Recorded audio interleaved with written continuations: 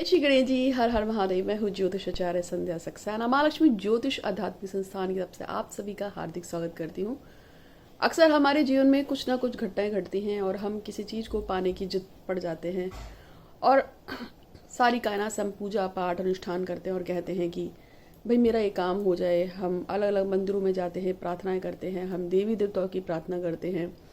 इसके अलावा अगर पॉसिबिलिटीज़ होती हैं तो हम किसी की मदद लेने की कोशिश करते हैं, जैसे किसी रिश्तेदार को समझाना, मनाना, बात करना कि भी मेरा वो काम हो जाए। वो काम किसी भी तरह का हो सकता है आपका कोई प्रॉपर्टी का काम फंसा हो सकता है आपका कोई पैसे का काम फंस गया हो सकता है आपका जॉब का काम फंस गया हो, चाहे आपका प्यार का काम फंस गया हो, चाहे आप किसी को बहुत ज़्यादा चाहते हो और उसके साथ आपका रिलेशनशिप खराब हो गया हो, आप उस चक्कर में फंस गए हो कि पता नहीं क्या हो गया, ऐसा क्यों हो गया।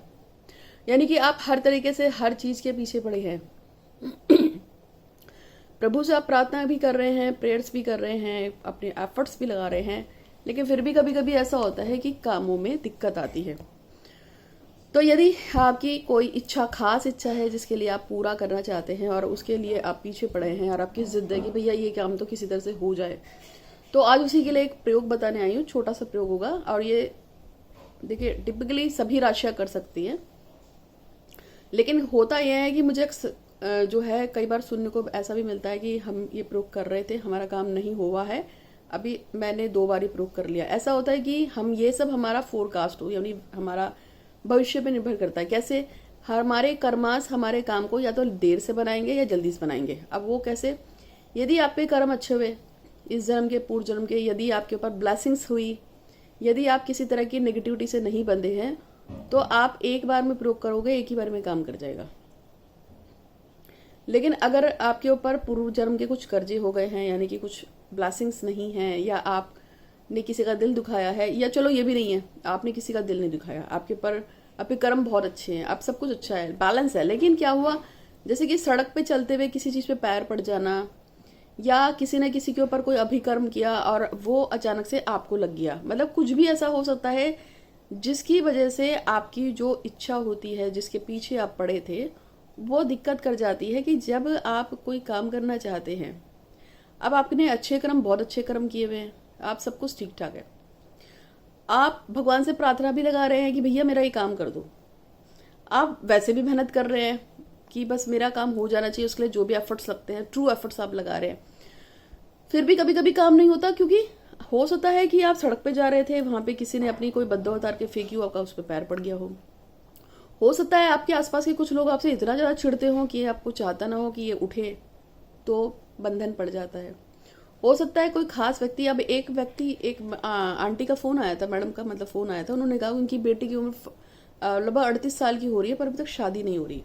तो मैंने उनसे सीधे सीधे पूछा, मैंने कहा मुझे पहले अपनी बेटी की फ़ोटो भेजो। उन्होंने फ़ोटो भेजी, मैंने फ़ोटो रीडिंग करके एकदम से कहा कि वो लड़का कौन सा है जो उससे शादी करना चाहता था, डेस्परेटली पीछे पड़ा था। तो उन्होंने कहा ऐसे तो कोई नहीं, ऐसे तो कोई नहीं, ऐसे तो कोई नहीं है। मैं कहा ना, मुझसे मत झूठ बोलिए, आप मुझे सही बताएंगे तो मैं आपकी मदद कर पाऊंगी। तब बोले कि हाँ, एक दूसरी जाति का लड़का था और वो मुझे पसंद नहीं था क्योंकि वो मेरी कास्ट का नहीं था, वो इसके बहुत पीछे पड़ा था और ये भी उससे शादी करना चाह रही थी, बट जो है हमने मना कर दिया, हम उससे शादी नहीं करेंगे। मैंने कहा अब आपकी बेटी उससे बात कर रही है? कह रही नहीं, अभी उससे बात नहीं कर रही क्योंकि मैंने उसको मना कर दिया था, उससे शादी करेगी तो हमसे कोई रिश्ता नहीं रहेगा तेरा। तो मैंने कहा एक बात बताइए, एक लड़का उससे शादी करना चाहता है तो ये तो ज़रूर होगा कि वो जिस जिस मंदिर, मस्जिद, दरगाह जहाँ पे भी जाता होगा वहाँ पे ये ज़रूर बोलता होगा कि भाई मुझे इस लड़की से शादी करनी है, मेरी से शादी कराओ। फिर आपकी बेटी भी मन मार के आपके साथ आई है, उसके अंदर से तो उसी लड़के से शादी करने की इच्छा है। तो मैंने कहा इसीलिए आपके काम में अड़चन आ रही है, क्योंकि कहीं ना कहीं वो लड़का जो है डेस्परेटली पूजा पाठ अनुष्ठान करा रहा हो, या खुद से कोशिश कर रहा हो, या ब्लेसिंग्स उसके पास इतनी अच्छी हो कि मतलब उसकी जो भी इच्छा है वो पूरी हो जाए, तो ये डिपेंड करता है। ठीक है, तो ये सारी चीज़ें मैं आपको इसलिए बता रही हूँ कि कभी कभी ऐसा होता है कि हम पूरी कोशिश करते हैं, पूरी मेहनत करते हैं, फिर भी हमारे कामों में जो दिक्कतें आती हैं वो क्यों आती है, वो इसी कारण से आती है। तो इसीलिए आज मैं आपको किसी भी इच्छा को पूरा करने के लिए उपाय बता रही हूँ, लेकिन इसके साथ 3 चीज़ें जरूर करना। जो भी ये उपाय सुनेगा, अगर वो इस उपाय को करता है तो मेरा जो अकाउंट है उसमें कुछ भी पैसे डाल देना, ये बहुत ज़रूरी है, वरना ये उपाय नहीं लगते। मैंने पहले भी कई बार बताया, आप किसी का भी कोई भी उठा के उपाय कर लेते हो और फिर मैसेज करते हो जी हमारा तो काम नहीं हो रहा, बिना किसी भी चीज़ का शुल्क चढ़ा उतारे कोई भी काम करोगे कुछ भी नहीं लगेगा। इसलिए मंदिर में भी जाके कुछ देना पड़ता है, दरगाह पे भी जाके कुछ देना पड़ता है, मस्जिद में जाके भी कुछ देना पड़ता है, क्योंकि ईश्वर आपकी मदद ही तब करेगा जब आप उसका ऋण उतार दोगे, पहली बात। और दूसरी बात यह है कि आपको जानवरों की और इंसानों की मदद कर देनी है ज़्यादा जब आप ये मेरे कोई भी प्रयोग करते हो। मैं अपनी बात कर रही हूँ कि जैसे कुत्तों को और पशुओं को, पक्षियों को और इंसानों को सैटरडे को आप ये सब देना शुरू करोगे। 2 चीज़ें ये करोगे, चींटियों को दोगे 3, और इसके अलावा जो है अगर आपके आसपास में कोढ़ियों का आश्रम है, उनकी दवाइयों के लिए ये वो जो भी आप दे सकते हो, जो आपसे बनता हो वो आपको देना है, दीजिए। ब्लेसिंग्स आती हैं दूसरों को खिलाने से, जानवरों को खिलाने से। आपके पूर्व जन्म के, इस जन्म के जो भी किया क्रिया है वो खत्म होती है। आप जो कोढ़ियों को खिलाते हो या किसी अन्य भिखारी को खिलाते हो, उससे भी आपके ऊपर जो मनहूसियत लगी होती है, जो भी आपकी लाइफ का डिसबैलेंस है वो खत्म होगा।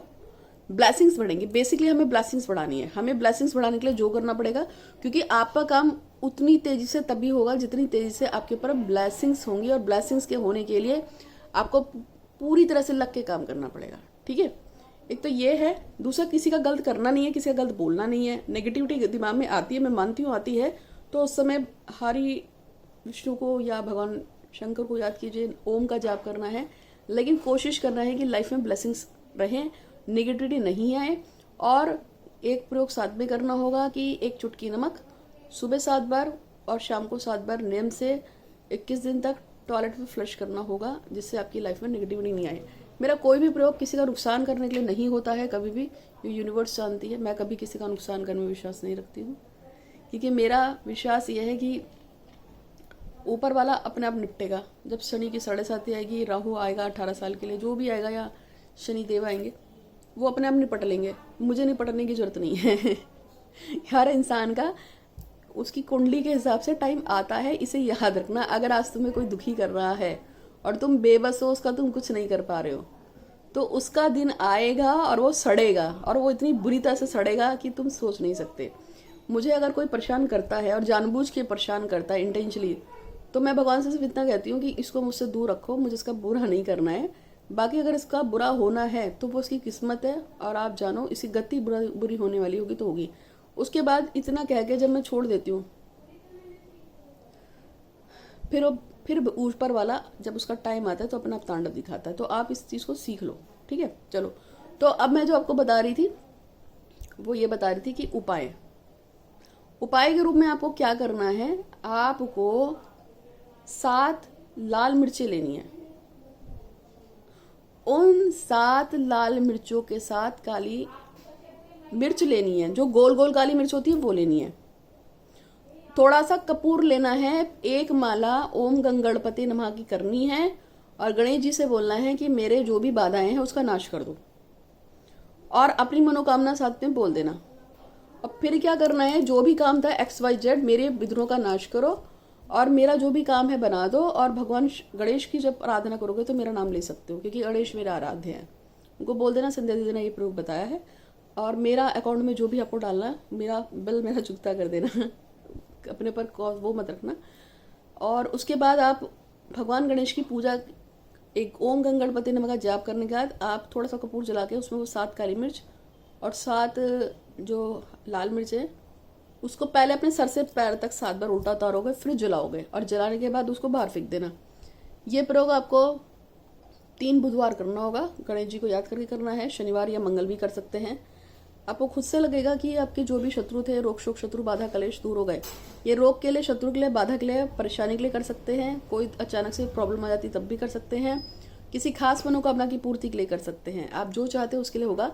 और आप इसको 3 बार तो एटलीस्ट करोगे। काम होगा तो भी, काम ना हो तो भी 3 बार करना है। काम हो जाएगा तो भी 3 बार इसको जरूर कर लेना है। ठीक है। और अगर आप मुझसे मिलना चाहते हैं या बात करना चाहते हैं या किसी तरह की कंसल्टेंसी चाहते हैं, फ्री फोटो रीडिंग जैसे मैं करती हूँ, तो 8126476099 पे आपको व्हाट्सअप करना है। हमेशा पॉजिटिव रहो, ईश्वर हमारे साथ है। प्रॉब्लम सबकी लाइफ में आती है, प्रॉब्लम मेरी लाइफ में भी आती है, आपकी भी आती है। तो प्रॉब्लम से घबराते नहीं है। प्रॉब्लम कृष्ण की, राम की, हनुमान की या गणेश जी की या सबकी लाइफ में प्रॉब्लम है। शंकर जी भी बचे नहीं है इससे, माता पार्वती नहीं बची। तो ठीक है, लाइफ को एंजॉय करो और जो प्रॉब्लम है उसे फेस करो। तो आज के लिए इतना ही। आप सभी का दिन शुभ। धन्यवाद।